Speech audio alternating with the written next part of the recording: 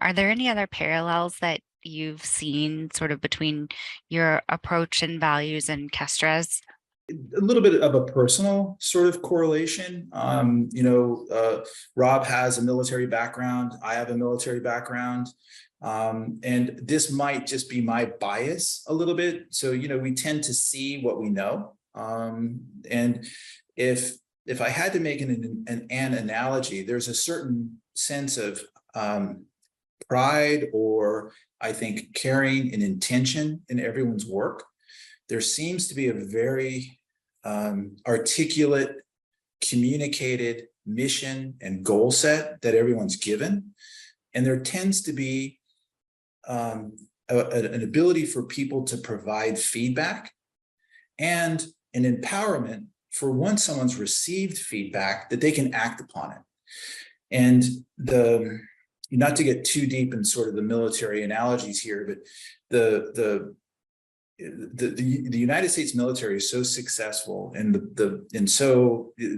not to sing its praise, we all know it. That's the phrase, the most powerful military in the world. I would say it a little bit differently.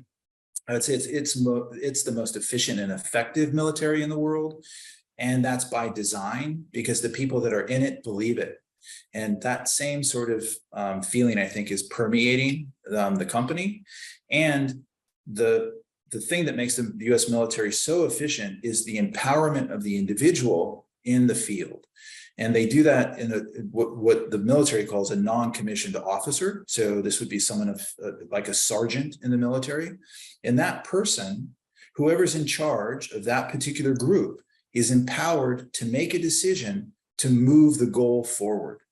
So they don't have to call the people behind, the leadership behind, and say, hey, should I go to the left, or should I go to the right, or should I back up, or should I go forward?